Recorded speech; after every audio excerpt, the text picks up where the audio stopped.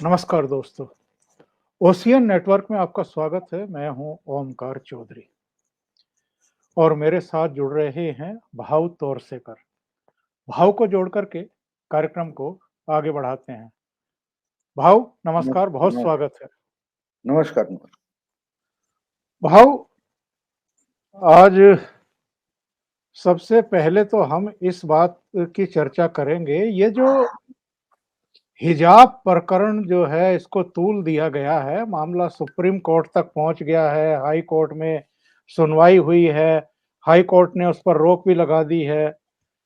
तथ्य निकल करके ये आ रहे हैं कि जो लड़की हिजाब पहन करके उस कॉलेज में गई, दिसंबर तक वो लड़की भी और उसकी दूसरी सहयोगी भी बिना हिजाब के ही कॉलेज जा रही थी, क्लास अटेंड कर रही थी, कहीं कोई दिक्कत ही नहीं थी। ये अचानक से हिजाब पूरे मामले को इतना तूल क्यों दिया जा रहा है और अब केवल कर्नाटक तक सीमित नहीं रह गया है, उडुपी जिले तक सीमित नहीं रह गया है, कर्नाटक के कई जिलों में फैल गया है। अब तो दूसरे प्रदेशों में भी ये एक नियोजित तरीके से इसको लेकर के प्रदर्शन हो रहे हैं, धरने हो रहे हैं, बयानबाजी हो रही है। इसको तूल क्यों दिया जा रहा है? बहुत सारे लोगों का कहना है कि शायद 2024 की तैयारी है और ये एक और टूल किट पर काम शुरू हो चुका है। नहीं हो सकता है, मुझे कोई उसमें दिक्कत नहीं है। मैं उल्टा मैं तो मानता हूँ और मैं तो इनका स्वागत करता हूँ। अजीब लगेगा सुनकर कि मैं इनका स्वागत क्यों कर रहा हूँ। अगर ये लोग इस ढंग से मैदान में नहीं आए तो यूनिफॉर्म सिविल कोड लाने के लिए कोई ना कोई तो कारण सरकार को चाहिए। सरकार भी ये कारण ढूंढ रही है कि अगर देखिए यूनिफॉर्म सिविल कोड होता तो ये मसला उठता ही नहीं। ये सबका ट्रिपल तलाक हो या और बहुत सारे मसले माइनॉरिटी माइनॉरिटी करके हर बार सिर्फ माइनॉरिटी का मतलब इस्लाम होता है, मुस्लिम होते हैं, कोई दूसरी माइनॉरिटी नहीं है। बौद्ध है, क्रिश्चियन है, छोटे छोटे और कोई रिलीजन है, जोरास्ट्रियन रिलीजन है, कोई जूज इजराइलीज है, ये माइनॉरिटी नहीं है। इनको कोई तकलीफ इस सोसाइटी में नहीं हो रही है, सिर्फ मुस्लिम को ही तकलीफ हो रही है। ये क्या जी, जी। मसला होगा? तो इसलिए मेरा ख्याल है कि इस ढंग से ये अपने रिलीजन की सुप्रीमेसी पेश करना चाहते। हम मुस्लिम है इसलिए हम सुप्रीम है और हम बोलेंगे, इसीलिए तो आपको पीछे हटना पड़ेगा, कानून को पीछे हटना पड़ेगा, हर संस्था को उनके रूल्स रेगुलेशन पीछे हटाने पड़ेंगे, क्योंकि हम कहते हैं। और हम कहते हैं का मतलब क्या है? तो हम मुस्लिम हैं, तो हमको जो संविधान ने अधिकार दिया है उसके सामने बाकी सब रिलीजन, सब नागरिक, सब सिटीजन है, उनके सब मौलिक अधिकार सबऑर्डिनेटरी है, हमारे सर्वोपरि है। ये बताने की एक कोशिश है और इसके लिए हर बार झगड़े का कोई ना कोई कारण ढूंढा जाता है। जैसे हमने देखा एनआरसी, सीएए, ये मामला क्या था? अब कोई मुस्लिम स्कॉलर भी टीवी कर आकर बता देते हैं कि भाई हिजाब ये कोई रिलीजन का पार्ट है ही नहीं, फिर भी क्यों लिया जाता है? फिर बोलेंगे नहीं, बाबा साहब अंबेडकर ने हमको ये अधिकार दिया है, संविधान ने अधिकार दिया है। जिस संविधान ने आपको अधिकार दिया है, उसी संविधान ने उस संस्था को, उस स्टेट गवर्नमेंट को, उस ट्रस्ट को भी अधिकार दिए। संविधान की तहत वो ट्रस्ट एस्टेब्लिश हो गया है, उसने स्कूल बनाया है, उसने कुछ अपने रूल्स बनाए हैं। तो वो जो रूल्स है, वो रूल्स को फॉलो कौन करेगा? आपको धर्म पालन करने को, आपका जो रिलीजन है वो फॉलो करो, किसने रोका है? उस संस्था ने तो नहीं बोला है कि भाई नहीं नहीं आप आपका रिलीजन फॉलो नहीं कर सकते, ऐसा कहीं नहीं बोला है। आप उस संस्था में गई है, वो संस्था आपके घर में नहीं आई है, ये पहले समझ लो। ये डिस्प्यूट क्या है ये समझ लो। क्या उस लड़की के घर में जाकर उस संस्था ने, उस एजुकेशन इंस्टीट्यूट ने बोला कि नहीं नहीं आपकी बच्ची तो हमारे स्कूल में एडमिट होनी चाहिए? नहीं, आप उस इंस्टीट्यूशन में गए हैं जब आप कहीं भी जाते हो तो उस जो एस्टेब्लिशमेंट होते हैं वहां उनके रूल्स चलते हैं, आपके घर में आपके रूल्स चलते हैं। समझो कल अगर उस इंस्टीट्यूट के प्रोफेसर या कोई कॉलेज के होंगे, वो आपके घर में आएंगे और बोलेंगे नहीं नहीं, आपकी बेटी हिजाब कैसे घर में पहनती है, नहीं चलेगा। आपके घर में कोई औरत बुर्खा वगैरह पहनकर नहीं खड़ी हो सकती। मैं जब हमारे स्कूल से कॉलेज से आया हूँ और मैं प्रोफेसर हूँ, तो मेरे सामने हर कोई आपके घर का है, वो स्टूडेंट की यूनिफॉर्म में ही पेश आना चाहिए। ऐसा अगर उस स्कूल का कोई प्रोफेसर या कोई प्रिंसिपल आपके घर में आकर बोले तो मान लोगे आप? नहीं मानोगे। ये हमारा घर है, इस घर में हमारे रूल चलेंगे। हमारा रिलीजन जो है वो रूल बताता है कि घर में हम कैसे बर्ताव करें। तो आप मानोगे? नहीं मानोगे। तो उसी ढंग से अगर आप उनके स्कूल में जाओगे, उनकी कॉलेज में जाओगे, तो वहां जो रूल्स होते हैं वो आपको फॉलो करने पड़ेंगे।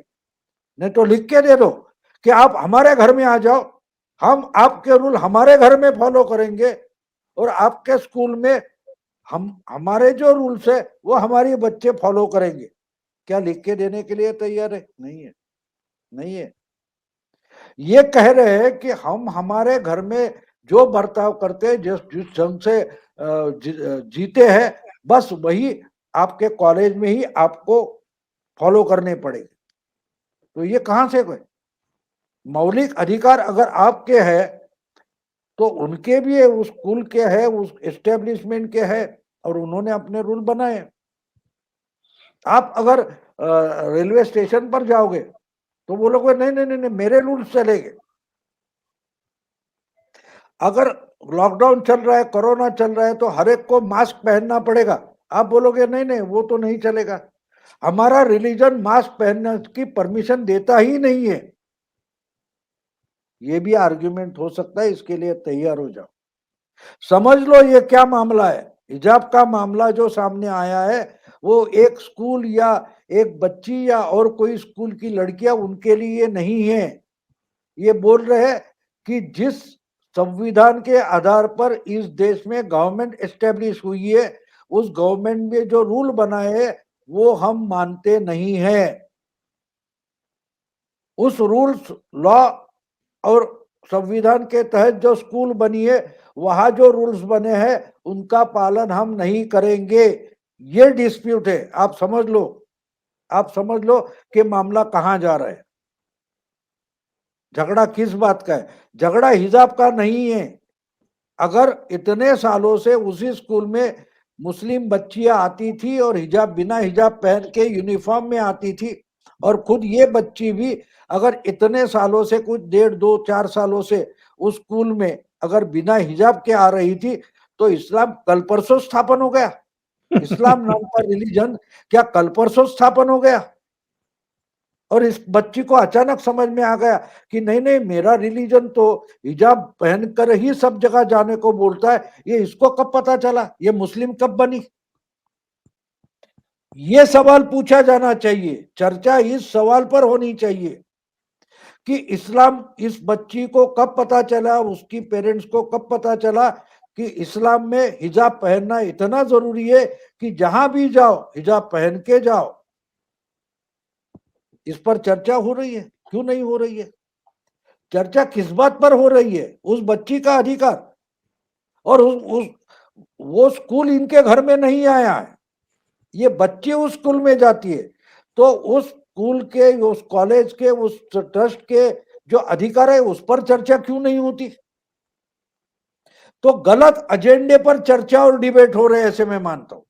आपका अधिकार क्या है उस पर कोई डिस्प्यूट नहीं है। आप अपने घर में रहो, हिजाब पहनो या ना पहनो ये आपकी बात है। आपका रिलीजन आपको क्या बताता है वो आपके घर की बात है। आप किसी दूसरी संस्था में जा रहे हो और उसके कायदे कानून जो है वो क्या बताते हैं, उसी ढंग से आपको जाना पड़ेगा। आप रेलवे स्टेशन पर जाओ, आप कल बोलोगे नहीं नहीं नहीं नहीं नहीं नहीं, अगर पब्लिक टॉयलेट में जाना है तो मेरे रूल चलेंगे। आप जाकर बोल सकते हो क्या कि नहीं नहीं, लेडीज टॉयलेट हो तो भी मैं उसमें जाऊंगा? क्यों नहीं जाओगे भाई? आप रोकने वाले कौन होते हो, ये पूछोगे आप? जो कोई एस्टेब्लिशमेंट है, वहां अगर लेडीज टॉयलेट है तो उसमें लेडीज ही जाएंगी, ये रूल्स है ना। कल आप बोलोगे मेरे रिलीजन में तो ऐसा कोई जेंडर डिस्प्यूट होता नहीं, तो एक ही टॉयलेट में सब जाते हैं, ऐसा मेरे रिलीजन या मेरा मौलिक अधिकार कहता है, ये भी दावा किया जा सकता है। इसमें डिस्प्यूट क्या है समझ लो, कि मैं मुस्लिम हूं, मेरा रिलीजन मुस्लिम है, इसलिए मेरा रिलीजन सुप्रीम है, और इसके लिए बाकी सबको मेरी बात माननी पड़ेगी, बाकी सब सबऑर्डिनेट है, ये बताने की कोशिश हो रही।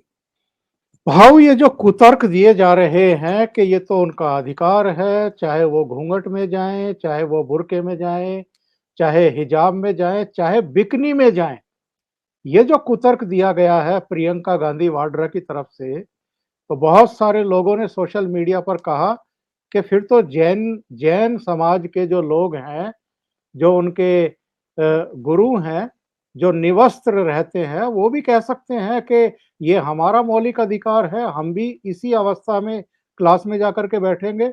ये चीजें कहाँ लेकर के जाएंगी और क्या मतलब साबित करने की कोशिश।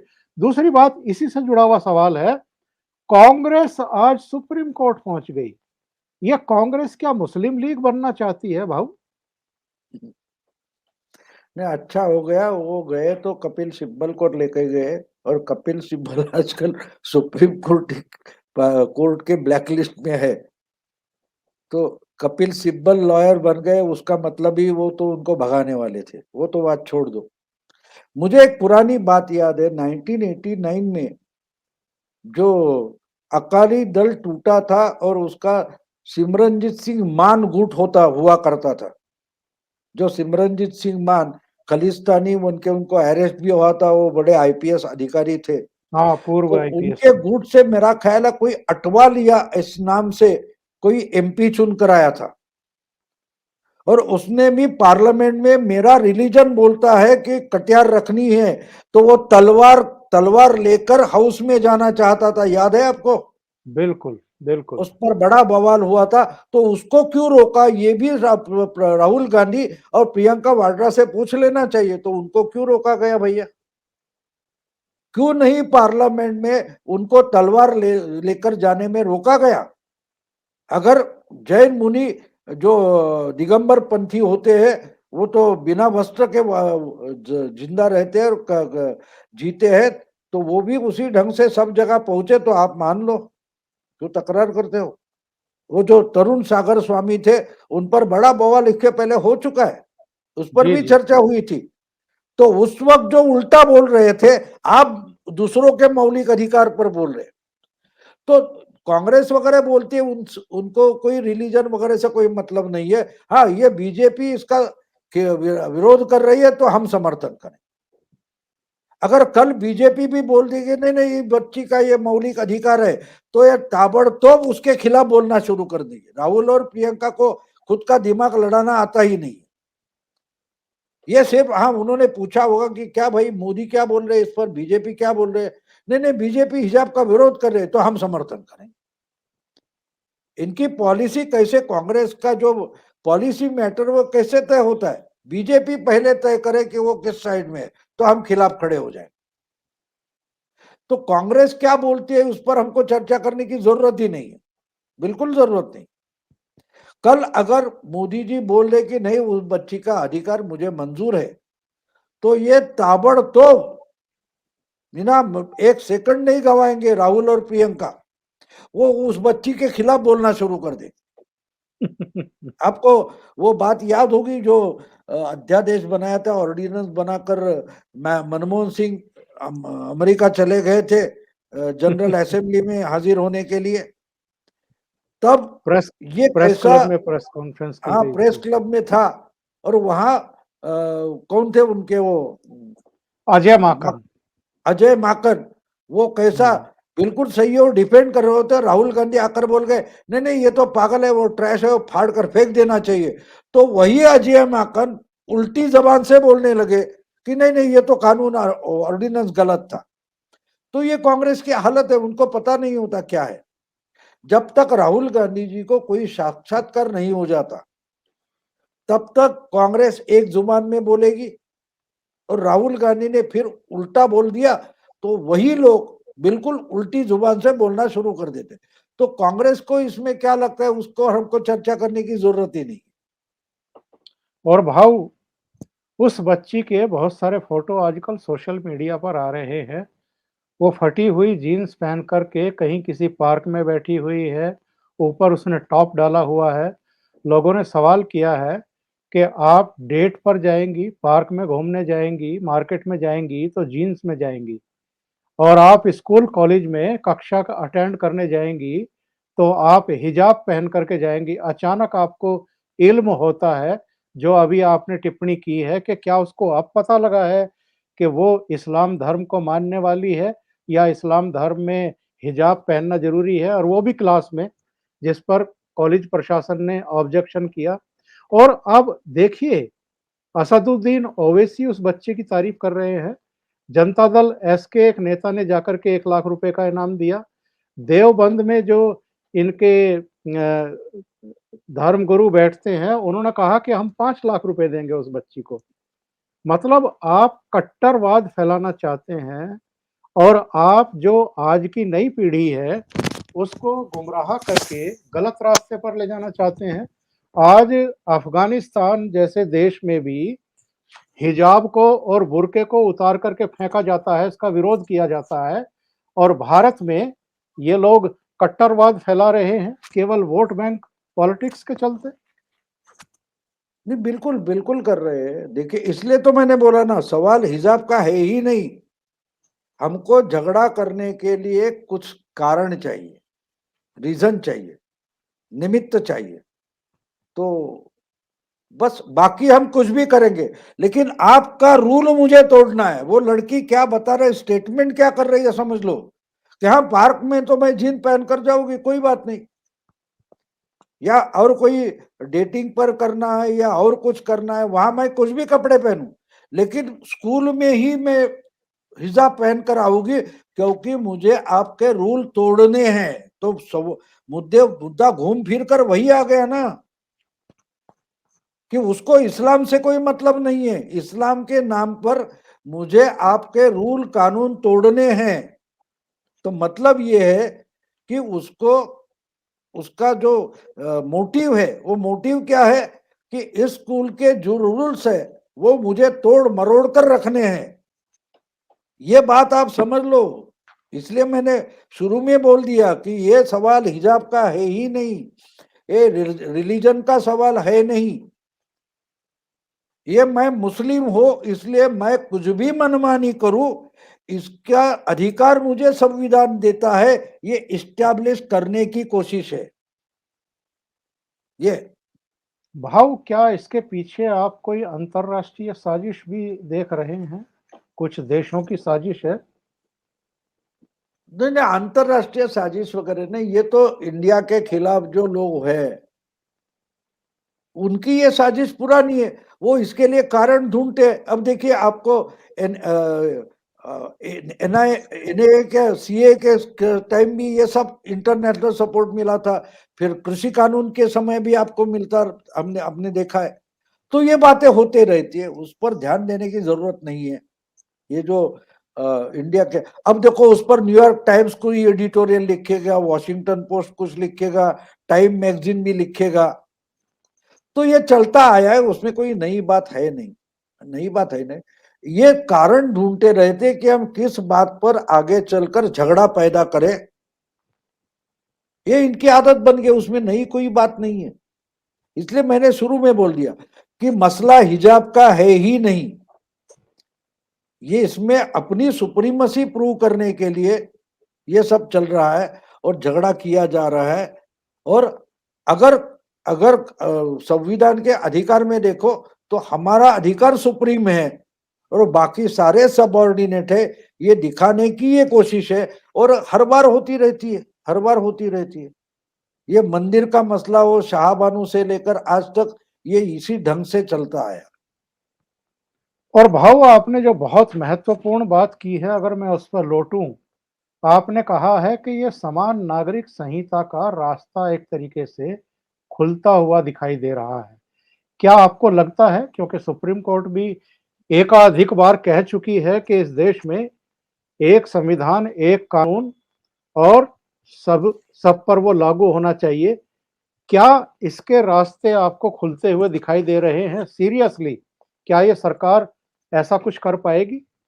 बिल्कुल करेगी, बिल्कुल करेगी।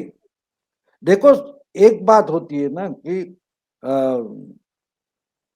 इस ऐसे आंदोलन जब बनते हैं, तब जो हिंदू है, जो खुद को धर्म के अधीन नहीं मानता, वो खुद को कट्टरवादी नहीं मानता, तो भी ऐसे आक्रमण से वो सजग हो जाता है, उसको हिंदू होना पड़ता है, हिंदू होना पड़ता है।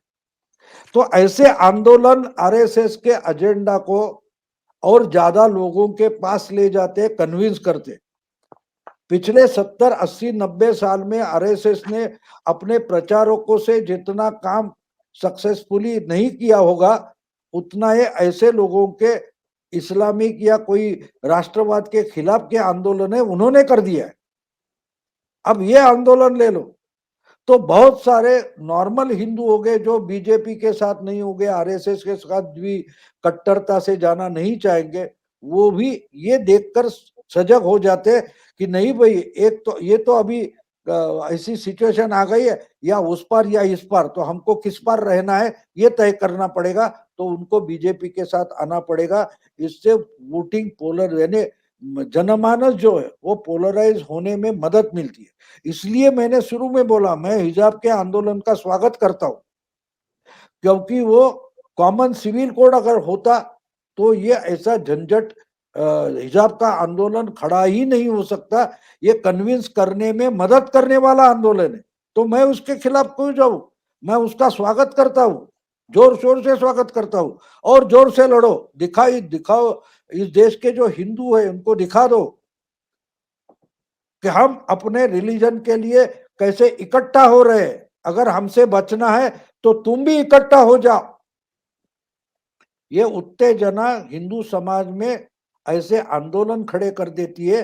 इसलिए मैं खुद हिंदुत्ववादी हूँ, राष्ट्रवादी हूँ, तो मैं ऐसे आंदोलन का स्वागत करता हूँ।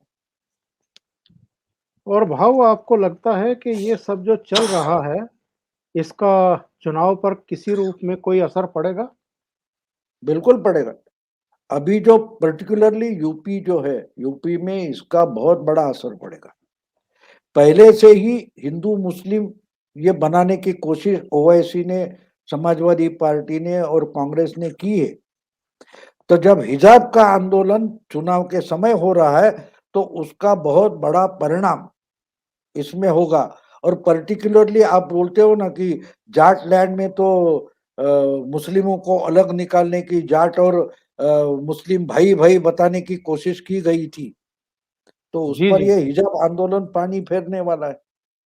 तो इसलिए मैं उसका स्वागत करता हूँ कि यूनिफॉर्म सिविल कोड लाने के लिए ये बहुत बड़ी मदद करने वाला आंदोलन है। इसीलिए तो मैं उसका स्वागत करता हूँ, क्योंकि इससे जो बिखरा हुआ हिंदू जनमानस है वो ऑर्गेनाइज होने में मदद होगी, ऑर्गेनाइज होने में मदद होगी कि भाई अगर ये मानसिकता से हमको बचना है, तो हमको अगर बीजेपी के साथ नहीं जाएंगे तो ये मानसिकता और आक्रामक बन जाएगी।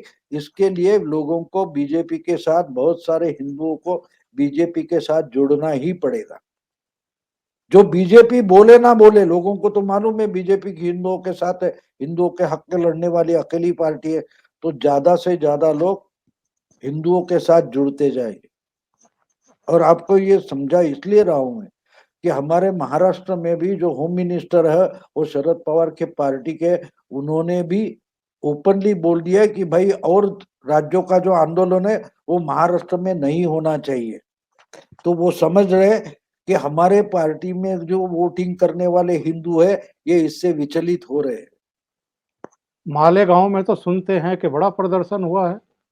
बिल्कुल, बिल्कुल हुआ है। और यही तो बात बोल रहा हूं मैं कि कल परसों ही वहां जो सब मुस्लिम लीडर्स कल तक कांग्रेस पार्टी में थे, वो शरद पवार ने अपने पार्टी में लिए है। और इसका बड़ा विपरीत परिणाम एनसीपी की जो बड़ी भारी मराठा या और हिंदू लॉबी है उस पर होने वाला है। और ये समझकर ही शरद पवार की पार्टी के होम मिनिस्टर है, उन्होंने बोल दिया है कि ये आंदोलन हमारे राज्य में नहीं आना चाहिए। जी, जी। यानी शरद पवार की पार्टी फँस रही है और कांग्रेस उसे और फँसाने की कोशिश कर रही है, हम ये भी कह सकते हैं। बिल्कुल, बिल्कुल, बिल्कुल। सच बात। भाऊ बहुत-बहुत धन्यवाद जुड़ने के लिए, आपने इतना समय निकाला। बहुत-बहुत धन्यवाद आपका। थैंक यू नमस्कार। So much. नमस्कार भाऊ।